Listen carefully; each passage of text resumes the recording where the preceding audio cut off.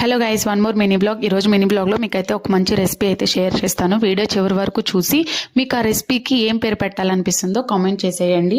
దానికోసం అయితే ఒక స్పూన్ ధనియాలు, ఒక స్పూన్ పల్లీలు అనమాట. కొంచెం ఫ్రై అయ్యాక ఒక 2-3 ఎండు కొబ్బరి ముక్కల్ని దంచి ఇలా వేసుకున్నాను. అవి చాలా ముదురుగున్నాయి, మిక్సీ వేస్తే మొహాన్ పడుతున్నాయి వచ్చి.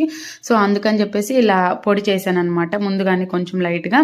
సో వాటిని మిక్సీలో వేసేసుకొని ఒక పెద్ద సైజ్ టమాటాని కూడా అందులో వేసి ప్యూరీ చేసి పక్కన పెట్టుకున్నాను. ఈ లోపల పోపు వేసేసి ఆనియన్, ఒక పెద్ద సైజు ఆనియన్ అయితే సరిపోతుంది.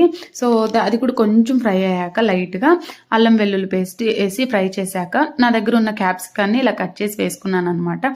ఒక 4 మినిట్స్ అయితే మంచిగా క్యాప్సికం కూడా ఫ్రై అయిపోతుంది. క్యాప్సికమ్ ఫ్రై అయ్యాక మనం ప్యూరీ చేసి పెట్టుకున్నాం కదా టమాటా, సో దాన్ని ఎత్తి అందులో వేసేసేయాలన్నమాట. సో ఒక 4 మినిట్స్, మళ్ళీ 4 మినిట్స్ కల్లా నూనె అంతా పైకి వచ్చేస్తుంది. ఈ లోపల ఉప్పు, కారం, పసుపు, అలాగే కొంచెం గరం మసాలా, చికెన్ మసాలా ఎక్కువ ఏం వేయవసరం లేదు, లైట్గా వేస్తే సరిపోద్ది, జస్ట్ ఫ్లేవర్ కోసం అనమాట.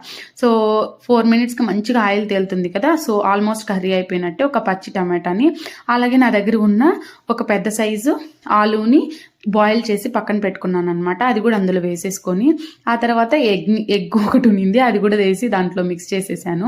చాలా బాగుంటుంది. మీరు ఎగ్ ఏ అవసరం లేదు, మీ దగ్గర ఏ ఐటమ్ ఉన్నా ఇందులో అలా ఆ ప్రాసెస్లో చేసుకోండి, చాలా బాగుంటుంది. ఒక 2 మినిట్స్ మూత పెట్టేస్తే ఆ అరోమాస్ అంతా మొత్తం కర్రీకి పట్టి చాలా బాగుంటుంది. మీరైతే ఒకసారి ట్రై చేయండి, చాలా అంటే చాలా బాగుంటుంది. అన్నంలోకి, చపాతీలోకి, రెండింటిలోకి సూపర్ కాంబినేషన్ అని చెప్తాను. వీడియో నచ్చితే లైక్ చేసి సబ్స్క్రైబ్ చేయడం మాత్రం మర్చిపోవద్దు. Bye bye.